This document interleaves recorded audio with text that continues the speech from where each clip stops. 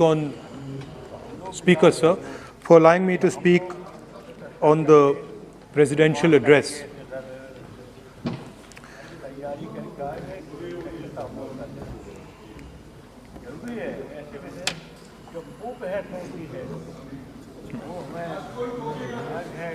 Thank you for allowing me to speak. I felt that the presidential address should have been a strategic address, an address that spoke to India about where we are and where we should be going. What are the challenges we are facing? What are the difficulties we are facing? And what is the potential direction in which we can go? Unfortunately, the presidential address was a long list of things that the government claims to have done, but didn't really contain the deeper strategic issues that we would have liked to see. Also, the presidential address didn't touch a couple of central challenges facing our country. And that's what I would like to discuss today. To me, it seemed that the presidential address was a list of bureaucratic ideas instead of a strategic vision. It looked to me as if it had been constructed not by a vision of leadership, but by a group of bureaucrats who had simply to put something down on paper. So what did the presidential address miss? What did the presidential address not speak about? What did the presidential address hide from the people of India? I think there are three fundamental things that were not spoken about in the presidential address. The first, and what I consider to be the most important, is the idea that there are now two Indias. There is now no longer one India. There are two Indias. One India is for the extremely rich people, for those who have immense wealth, for those who have immense power, for those who do not need a job, for those who do not need water connections, electricity connections, but for those who control the heartbeat of the country. And then another India. Another India. आपके जब नेता बोलेंगे ना, फिर हम भी वो खड़े होंगे उस समय। सर एक बात कर दीजिए। सर ये प्रेसिडेंशियल एड्रेस की एक गरिमा होते हैं। जब आपके प्रवक्ता बोले थे, कोई भी नहीं खड़ा हुआ यहाँ। इस गरिमा को मद्देनजर ये चर्चा करना चाहिए। नेता सत्ता पक्ष के भी है, नेता विपक्ष के भी है। हमारे नेता भी बोल रहे हैं, समय हमें दिया गया, इस सूची में हम बोल रहे हैं। अगर आप ये चाहें कि हमारे नेता को बोलने में बाधा डाले जाए, तो मौका हमारे भी आएंगे। आपको नेता जब यहाँ बोलने उठेंगे, हम भी इस तरह की बाधा डालेंगे। ये आपको समझा रहे हैं, चेतावनी दे रहे हैं। ऐसा नहीं, हम लोग डरे हुए नहीं है, हम अपना बात रखना चाहते हैं, अधिकार है हमारा। प्लीज नो प्लीज बैठिए, बोलने सभी अध्यक्ष महोदय। And for my friends in the government, I want to make it clear that the spirit of what I'm saying is not one of criticism. The spirit with which I speak is one of discomfort with the state of our country. And the spirit with which I speak is one where I am worried about what is happening to the country. So you must not take it as a criticism. Take it as a citizen of the country who is concerned about what is going on. धन्यवाद। तो दो हिंदुस्तान बन रहे हैं, एक अमीरों का हिंदुस्तान और दूसरा गरीबों का हिंदुस्तान, और इन दो हिंदुस्तानों के बीच में खाई बढ़ती जा रही है। आपने अभी देखा होगा, अभी दो स्पीकर्स ने बात की, मगर आपने ये नहीं कहा कि रोजगार ढूंढने के लिए उत्तर प्रदेश में, बिहार में रेलवे की नौकरी के लिए वहां पे युवाओं ने क्या किया और क्या हुआ, इसके बारे में आपने नहीं बोला। गरीब हिंदुस्तान के पास आज रोजगार नहीं है। प्रेसिडेंशियल एड्रेस में बेरोजगारी के बारे में एक शब्द नहीं था, और पूरे हिंदुस्तान में आज हिंदुस्तान का युवा रोजगार ढूंढ रहा है। हर स्टेट में, उत्तर प्रदेश, बिहार, सब जगह हिंदुस्तान का युवा एक ही चीज मांग रहा है, रोजगार हमें दे दो, और आपकी सरकार नहीं दे पा रही। आपको मैं आंकड़ा देना चाहता हूं। इस पिछले साल 3 करोड़ युवा रोजगार खोए हैं। आप बात करते हो रोजगार देने की, 2021 में 3 करोड़ युवा रोजगार खोए हैं। 50 साल से सबसे ज्यादा बेरोजगारी आज हिंदुस्तान में है। आपने मेक इन इंडिया की बात की, स्टार्टअप इंडिया की बात की, मगर जो रोजगार हमें, हमारे युवाओं को मिलना चाहिए वो नहीं मिला, और जो था वो गायब हो गया। और ये सच्चाई है, और इस सच्चाई को आप भी पहचानते हो, क्योंकि आपने भी अपने भाषणों में रोजगार के बारे में कुछ नहीं कहा। कितना रोजगार पैदा किया गया है, किस प्रकार किया गया है, उसके बारे में आपने नहीं बोला, और आप बोल भी नहीं पाएंगे, क्योंकि अगर आप बोलेंगे तो हिंदुस्तान का युवा आपकी ओर देख के कहेगा कि ये मजाक कर रहे हैं। तो ये स्थिति पैदा कैसे हुई? ये दो हिंदुस्तान पैदा कैसे हुए? रोजगार स्मॉल और मीडियम इंडस्ट्री और जो हमारा इनफॉर्मल सेक्टर है उधर बनता है। लाखों करोड़ रुपया आपने उनसे छीनकर हिंदुस्तान के सबसे बड़े अरबपतियों को दिलवा दिया। आपने पिछले 7 साल में अनऑर्गेनाइज सेक्टर और स्मॉल और मीडियम इंडस्ट्री पर एक के बाद एक आक्रमण किया है। 7 की कर रहा हूं, मैं 60 की भी करूंगा। मैं अपने भाषण में अंत में 60 साल की बात करूंगा आपको खुश करने के लिए। आप ठहर जाइए। मगर असंगठित जो सेक्टर है उस पर आपने आक्रमण किया। कैसे किया? नोटबंदी, गलत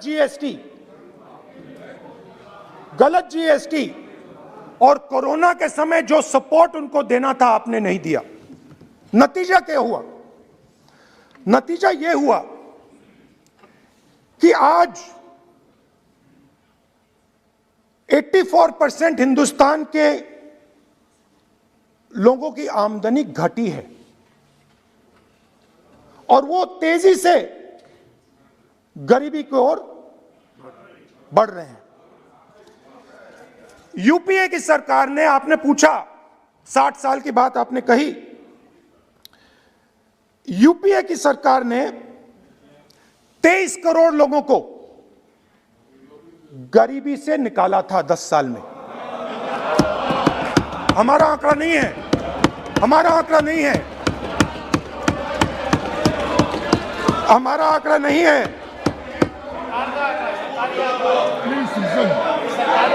सब जानते हैं। आप हंसिए, हमारा आंकड़ा नहीं है, यह सच्चा आंकड़ा है। 27 करोड़ लोगों को हमने गरीबी से निकाला था और 23 करोड़ लोगों को आपने गरीबी में वापस डाल दिया।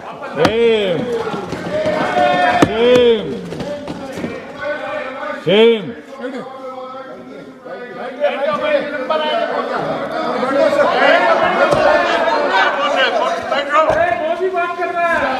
और हो क्या रहा है, फॉर्मल सेक्टर में मोनोपोलीज बन रही हैं। किसी भी आप सेक्टर में देखिए, और सबसे दो मोनोपोलिस्ट के बारे में थोड़ा सा बोलूंगा। उसको वो कोरोना के समय अलग अलग वेरिएंट्स आते हैं ना, डेल्टा, ओमिक्रॉन, वो AA वेरिएंट है। और वो पूरा का पूरा हिंदुस्तान की जो अर्थव्यवस्था है उसके अंदर फैल रहा है। आपने बात उठाई तो मैं उसके बारे में पहले बोल देता हूं। एक व्यक्ति को, नाम नहीं लूंगा, एक व्यक्ति को हिंदुस्तान के सब ports,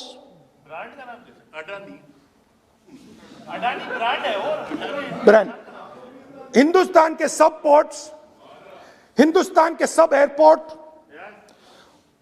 power, transmission, mining, green energy, gas distribution, edible oil, जो भी हिंदुस्तान में होता है उधर अदानी जी दिखाई देते हैं।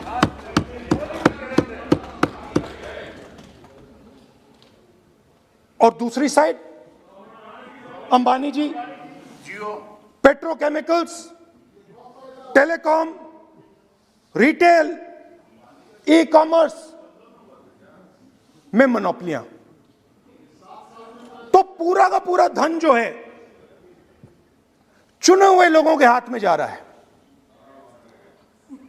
और आपने जो असंगठित सेक्टर को खत्म किया, देखिए अगर आप इनफॉर्मल सेक्टर को खत्म कर देते और मैन्युफैक्चरिंग जॉब्स आप क्रिएट कर देते तो फिर इतनी प्रॉब्लम नहीं आती, फिर दो हिंदुस्तान नहीं बनते। मगर आपने क्या किया, आपने असंगठित सेक्टर को खत्म कर दिया। नोटबंदी, GST, कोरोना, सारे के सारे जो स्मॉल और मीडियम बिजनेसेस उनको आपने बंद कर दिया। बोलने दीजिए, बोलने दीजिए। सारे के सारे जो स्मॉल एंड मीडियम इंडस्ट्री है आपने उसको खत्म कर दिया, नष्ट कर दिया। अगर आप उनकी मदद करते, और अगर आप उनकी मदद करते, उनको सपोर्ट देते, तो फिर मैन्युफैक्चरिंग सेक्टर तैयार हो सकता था। मगर जो लोग आपका मैन्युफैक्चरिंग सेक्टर बना सकते थे उनको आपने खत्म कर दिया। तो आज हिंदुस्तान में आप made in India, made in India, made in India की बात करते रहते हो। मेड इन इंडिया हो ही नहीं सकता। आज बात खत्म हो गई है, क्योंकि मेड इन इंडिया वाले हैं कौन? मेड इन इंडिया वाले स्मॉल मीडियम वाले हैं, उनको आपने खत्म कर दिया। मेड इन इंडिया वाले कौन हैं? असंगठित लोग हैं, उनको आपने खत्म कर दिया, हटा दिया, परे कर दिया। मेड इन इंडिया नहीं होने वाला है। अरे भाई, मेड इन इंडिया करने के लिए, मेड इन इंडिया करने के लिए स्मॉल और मीडियम इंडस्ट्री को ही बड़ा करना पड़ेगा। बिना स्मॉल और मीडियम इंडस्ट्री को सपोर्ट दिए मेड इन इंडिया हो ही नहीं सकता है। और अगर आप पूछते हैं तो मैं आपको बताता हूं, मैन्युफैक्चरिंग जॉब्स की अगर हम बात करें तो मेरे पास आंकड़ा है यहां पे, पिछले 5 साल में मैन्युफैक्चरिंग जॉब्स 46% कम हुए हैं। 46% drop in manufacturing jobs in India. Why? Because you have destroyed the unorganized sector. Why? Because you have destroyed MSMEs. That is why you are focusing completely on 5 or 10 people. I don't have a problem with that. I don't have a problem with big industry. Focus on them. But please realize that they cannot produce jobs for you. Small and medium industry is the only people who can produce jobs for you. That is the reality. और हो क्या रहा है, 2 हिंदुस्तान बन रहे हैं, आप यहाँ पे भाषण देते रहते हो, नया Hindustan, new India, make in India, और कौन से नारे हैं, स्टार्टअप इंडिया। आप ये बोलते रहते हो और देश में बेरोजगारी फैलती जा रही है। और आप ये मत सोचिए कि ये जो गरीब हिंदुस्तान है जिसको आप बना रहे हैं, ये मत सोचिए कि ये चुप बैठा रहेगा। ये मत सोचिए कि ये चुप बैठा रहेगा, ये चुप नहीं बैठा रहेगा। इस हिंदुस्तान को सब कुछ दिख रहा है। इस हिंदुस्तान को दिख रहा है कि आज, सुनिए, इन लोगों को दिख रहा है कि आज ये आंकड़ा, आप सुनिए, ये आपकी सरकार की देन है, ये आंकड़ा अच्छी तरह सुनिए। इस गरीब हिंदुस्तान को दिख रहा है कि आज हिंदुस्तान के 100 सबसे अमीर लोगों के पास हिंदुस्तान के 55 करोड़ लोगों से ज्यादा जायदाद है। बात समझिए, 10 लोगों के पास 40% हिंदुस्तान से ज्यादा धन है, 10 लोगों के पास। यह कैसे हुआ? यह आपने किया, यह नरेंद्र मोदी जी ने किया। और तो मैं आपको एक सुझाव देता हूं, प्रधानमंत्री जी को आपको सुझाव देता हूं, ये जो 2 आप हिंदुस्तान आप बना रहे हैं, इन 2 हिंदुस्तानों को जोड़ने का काम जल्दी से शुरू कीजिए। स्मॉल एंड मीडियम इंडस्ट्रीज की मदद करना शुरू कीजिए। जो हमारे बेरोजगार युवाएं हैं उनकी मदद कीजिए। और ये जो आप पूरा का पूरा धन इन्हीं 5-10 लोगों को दे रहे हो, क्योंकि ये आपकी मार्केटिंग करते हैं, आपको टीवी, व्हाट्सएप, फेसबुक पे लगाते हैं, ये काम आप बंद कीजिए, नहीं तो देश का नुकसान होगा। आपका नहीं, देश का नुकसान होगा। तो पहला मेरा सुझाव यह है। नंबर 2 और नंबर 3 भी है, अभी आएगा वो। और वो जो आपने 60 साल की बात कही थी, वो नंबर 3 में आएगा। Now, I'd like to speak. There are, आप तो now there are 2 competing visions of this country, which is frankly the main difference between us and them. If you read the Constitution of India, you will find, and many of my colleagues who have not read it should look at it, you will find that India is described as a union of states. India is not described as a nation, it is described as a union of states. What does that mean? That means my brother from Tamil Nadu has to have the same right as my brother from Maharashtra, as my sister from Maharashtra, as my brother from Uttar Pradesh, as my brother from Bihar, as my sister from Manipur, Nagaland, Mizoram. That's what it means. What it means, Jammu Kashmir, of course, Jammu Kashmir, Nagaland, of course, Andaman Nicobar, of course. That is Lakshadweep. Now what is the difference? You have to understand this. This is a serious matter. I would like to have your view on it. And I would like this Parliament House to start serious discussions instead of the type of discussions that we're having. That is why it is serious. It is serious, and I would like a serious response. Right? What I heard, frankly, what I heard in the first address today was not serious. What I heard Mr. Dwivedi say was not serious. It did not behoove this House. It was not at the standard that this house should be used to. It is not at the standard that India should watch. Now, let me come back to the discussion. Let me come back to the discussion, Speaker Sir.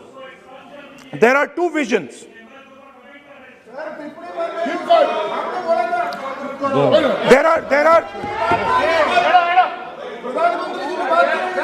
There are two visions of this country. One vision that it is a union of states, meaning it is a negotiation, meaning it is a conversation. Yes. Meaning, I go to my brother in Tamil Nadu and I say, what do you want? And he says, this is what I want. And then he asks me, what do you want? And I say, this is what I want. It is a partnership. It is not a kingdom. Yeah. Remember that.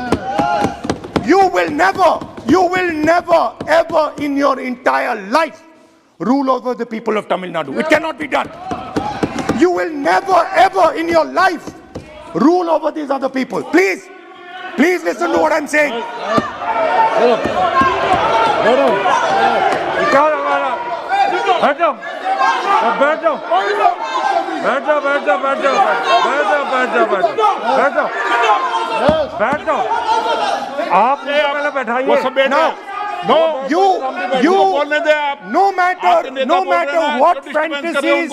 No matter what fantasies you might have, you will never ever rule over the people of the states of India. It has never been done in 3,000 years. Never ever. The only way India has been ruled, and you can look at any empire you want. You can look at Ashoka the Great. You can look at the Mauryas, you can look at the Guptas, you can look at anyone you want. It has always been ruled by conversation and negotiation. Now, what is the problem? The problem is you people are confused. The problem is you people think that these languages, these cultures, these histories, you think that you can suppress them. You have no idea of history. You have no idea what you are dealing with. Because the people of Tamil Nadu have inside their heart the idea of Tamil Nadu, the idea of the Tamil language, and then also the idea of India. Yes. Do not be confused. Yes. The people of Kerala have the idea of, I am telling you the truth. The people of Kerala have a culture. I am now a member of Parliament of Kerala. I understand it slightly better. They have a culture, they have a dignity, they have a history. The people, like the gentleman said, the people of Rajasthan have a culture, have a history, have a tradition, have a language. They have a way of life. This is like a bouquet of flowers. This is our strength. I learn from the people of Tamil Nadu. I learn from the people of Rajasthan. I learn even from you. Every day I learn from you. I do. It's not funny. It's not funny. I learn from you. Right? It's not funny. Anyway, there is another vision. A vision that India can be ruled by a stick from the center. You people have no idea of history. Because every time it has been attempted, that stick has been broken and smashed. Now what is happening as a result of your flawed vision of the country? Two Indias are of course being created. Two Indias are of course being created. Speaker sir. Adhyaksh Mahoday. Who's been इधर आसन So what is happening? Disturb हो रहा है sir. What is happening as a result of this flawed vision? Two Indias, उस पे भी बोलता हूं, उस पे भी बोल देता हूं, मैं उस पे भी बोल देता हूं, मैं इमरजेंसी पे भी बोल देता हूं, कोई प्रॉब्लम नहीं है, मैं बोलने से नहीं डरता हूं. आप उनका मैं डरता नहीं, मैं बोलने से. आप Anyway, so there are two visions. One is a union of states, union of languages, union of cultures, a bouquet of beautiful flowers that can challenge any power in the world.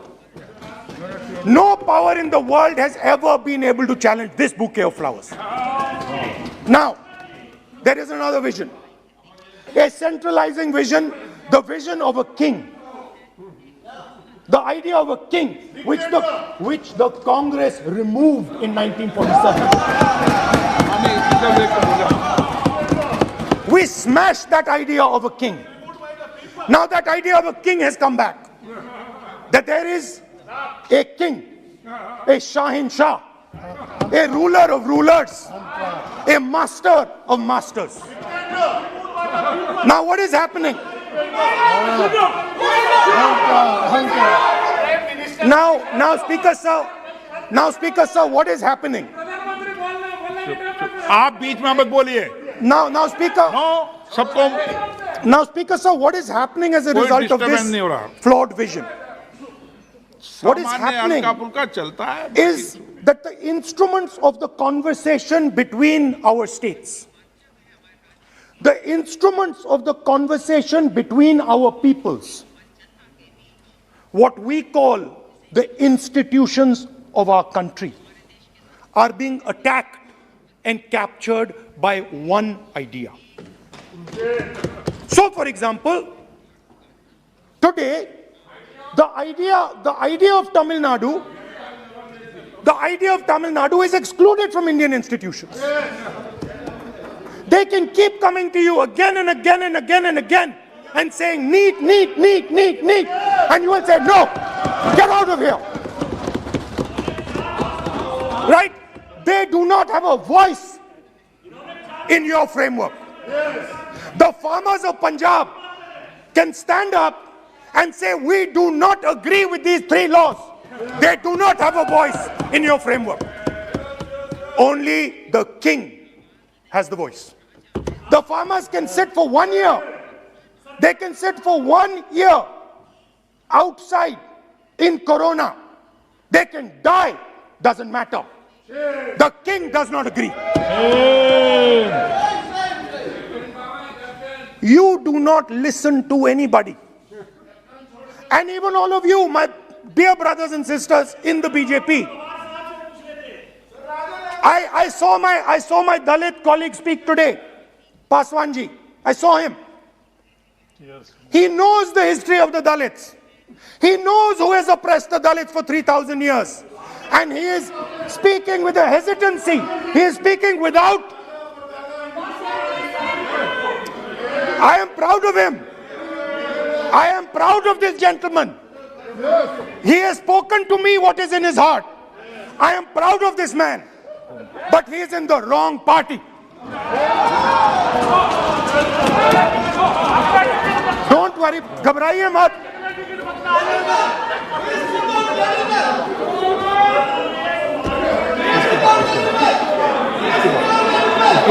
नहीं, बीच में नहीं. तो बीच में थोड़ी बोलेंगे. बाद में. No. Look, Speaker sir, I am a democratic person. I will allow him to speak. ये सुनो एक मिनट. ये आप किसी को इजाजत नहीं दे सकते. ये अधिकार मेरा है. प्लीज बैठ जाइए.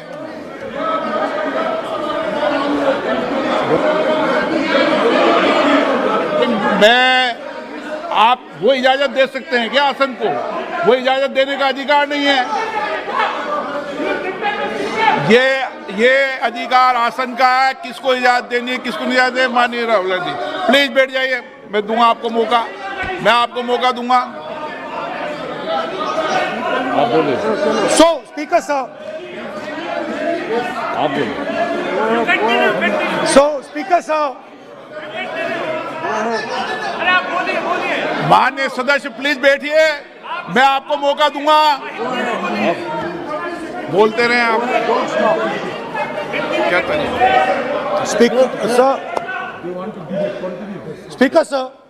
So this confused ideology, this confused understanding of the nation of India is playing havoc with this country. And I'll give you examples. The judiciary, the election commission, Pegasus. These are all instruments of destroying the voice of the Union of States. When you apply Pegasus on an Indian politician, when the Prime Minister personally goes to Israel and authorizes the use of Pegasus in India, he is attacking the people of Tamil Nadu. He is attacking the people of Assam. He is attacking the people of Kerala. He is attacking the people of Bengal. एक minute, point of order, point of order. 52(1) 352(1) speaker sir, 352(1) कहता है कि ए member while speaking shall not refer to any matter of fact on which a judicial decision is pending. Supreme court में ये pending है sir, और यदि इनको supreme court पर विश्वास है, कोर्ट पर विश्वास है, तो ये अपना फोन जो है जमा करें, पहले ये शामिल हो सर, ये पहले उसके इंक्वायरी में शामिल हो, क्योंकि इनका नाम भी पेगासस में है, सो कॉल्ड ये जो कह रहे हैं, इसीलिए ये पेगासस का नाम नहीं ले सकते सर, ये कोऑपरेट नहीं कर। Now, so what is happening is that a particular organization has captured the institutional framework of the country and is attacking the voice of the different states of this country. And my fear is that you will get a reaction from that voice. My fear is that this attack that you're carrying out on the institutional framework of this country is going to get a response from the Union of States. And you're fiddling. I understand this. You might not appreciate it. But my great-grandfather spent 15 years in jail building this thing. My grandmother was shot 32 times and my father was blown into bits. So I understand a little bit about what this country is. My blood has been sacrificed, not by me, by my great-grandfather, by my grandmother, by my father for this country. So I understand what it is. And you are fiddling with something very, very dangerous. And I am advising you, stop. Because if you do not stop, you will create a problem. You have already started creating the problem. The problem has already started in the northeast. The problem has already started in Tamil Nadu. You're not visible. It's not visible to you right now. Jammu Kashmir, which I will speak about, which is my third point. Now, what you're fiddling with is extremely dangerous, and it demonstrates a complete lack of understanding of history. Please, this evening, go back and look at all the empires that have ever ruled India. Look at them carefully. You will find that every single one of them is a union of states. There's not a single empire. There was a reason Ashok used to go and put his pillars everywhere. Because it was a union of states where Ashok, the great king, respected everybody. You are disrespecting everybody. Disrespect me, I don't care. It doesn't matter to me. But you cannot disrespect the people of this country. Right. Now, final. And I think one of the more important parts of my speech. Actually, I want to say one other thing, which I demand an apology from the Home Minister. And this represents again the idea of a union of states versus the idea of a king. Now, a few days ago, some political leader, I'm not going to name, came to me from Manipur. And he was very agitated. I spoke to him, I said, why are you agitated, my brother? And he says, Rahul ji, I have never felt as insulted as I have a few days ago. I said, why? He said, Rahul ji, a delegation of Manipuris, political leaders, senior leaders went to see the Home Minister. Outside his house, we were told to take off our shoes. And when we went inside his room, we found that the Home Minister was wearing his chappals. What does this mean? What exactly does this mean? Why is it that in the Home Minister's house, the Home Minister can wear chappals, but a delegation of Manipuri politicians cannot? What does this mean? Why? No. It reflects. नहीं, गलत नहीं बोल रहा हूं. मैं आपको photo दिखा दूंगा स्पीकर सर, मैं आपको फोटो दिखा दूंगा. मैंने उस व्यक्ति से बोला आप गलत बोल रहे हो. उसने कहा राहुल जी मैं आपको फोटो देता हूं, और फोटो दी उसने मुझे. This is not the way to deal with the people of India. Anyway, now let me come to my final and I think most important point. Go ahead. We are sitting. संस्कृति ये होती है कि वो भी जूते उतारे और आप भी. संस्कृति ये नहीं होती कि वो जूते उतारे आप नहीं. ये पता नहीं कौन सी संस्कृति है आपकी. Anyway, let me finish. Very, very ridiculous argument against the Honorable Home Minister. It's not. And it has touched the religious sensibilities. You have touched the religious sensibilities of all our people. You will decide. हमारी धार्मिक परंपराओं पर ऐसी टिप्पणियां कर सकते हैं क्या? Mr. Goyal, sit down. Mr. Goyal, sit down. Speaker sir. ये भारत के धर्म के ऊपर अटैक कर रहे हैं, भारत की धार्मिक परंपराओं पे अटैक कर रहे हैं, और ये हम सबकी धार्मिक परंपराओं के ऊपर आघात है. चेक कर लूंगा. हमारे घर में भी यही है परिस्थिति. Speaker sir, आप सबको खड़े हो जाते हो भाई. it reflects a mentality. It reflects a sense that I am bigger than you. You are nobody, I am everybody. That is why I will wear my shoes and you will not. Anyway, going back to the main point. Now, and the final most important point.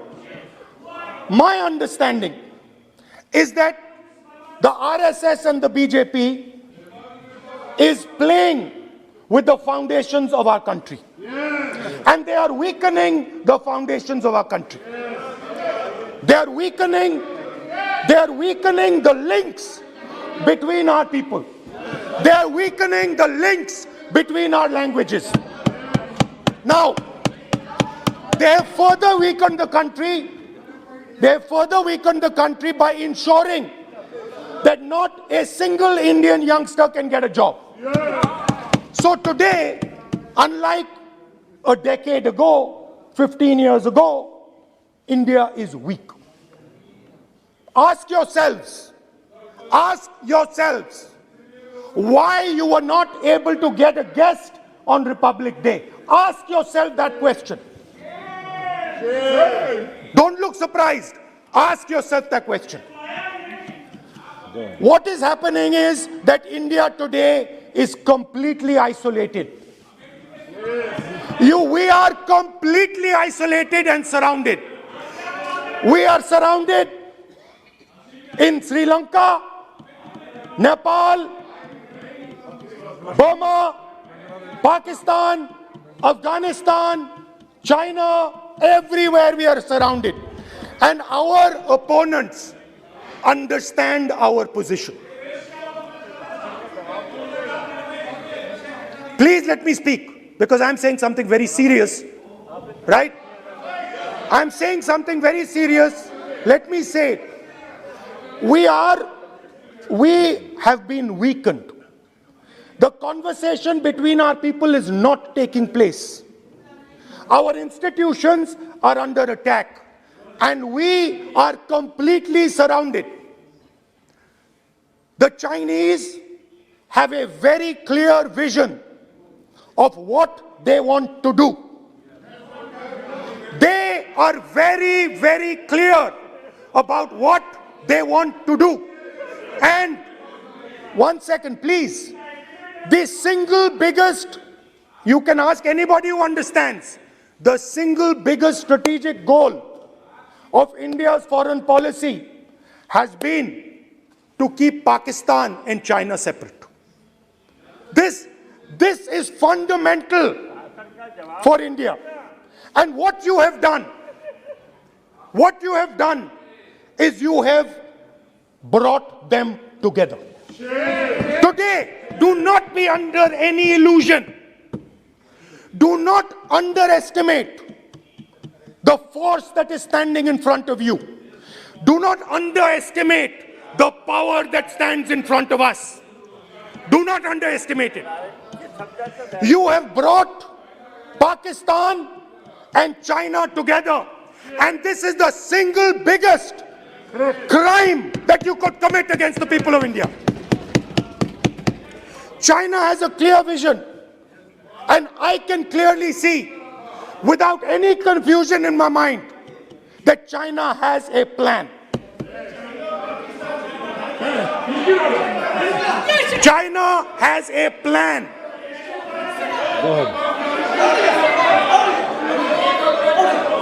I can see without any doubt that the Chinese, please, we are all nationalists, so let us discuss properly. I can see that China has a clear-cut plan. The foundations of their plan have been put in place in Doklam and in Ladakh. Do not underestimate what we are facing. This is a very, very serious threat to the Indian nation. This is a very, very serious threat to the Indian nation. Wake up. We have made huge strategic mistakes in Jammu and Kashmir. We have made huge strategic mistakes in our foreign policy. And if we do not correct those mistakes, what are the mistakes? I have just told you. You have brought China and Pakistan together. You have brought China and Pakistan together. You have taken the concept of two different fronts and converted it into one unified front. And by the way, in case you haven't realized it, in case you haven't understood what's going on, it is very clear that the Chinese and the Pakistanis are planning. Look at the weapons that they are buying. Look at their activity. Look at the way they are talking. Look at who they are speaking to. I am clearly stating in the House of Parliament that we have made a massive blunder, and we need to make sure, absolutely sure, that we can defend ourselves against the Chinese. Please remember what I'm saying, because the Chinese will act. Remember what I'm saying, and remember that you will be responsible for anything that happens. That is why it is important that as a nation we start this conversation.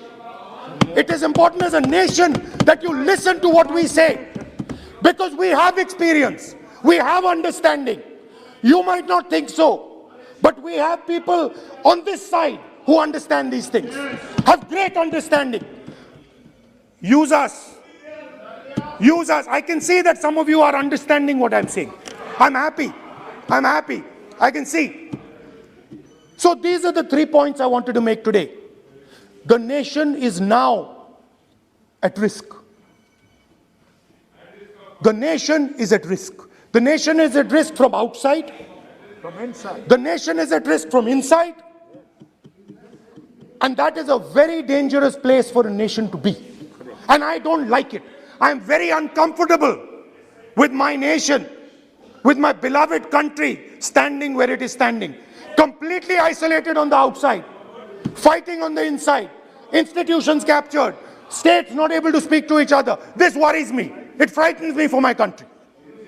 And so that is why I thought it was important that I speak today. I know that many of you will just rubbish what I'm saying. I understand it. That's what you've been told to do. And I'm happy to let you do it. But remember what I said. You are putting this nation, this wonderful nation and its people at huge risk. Stop. Thank you. Excellent.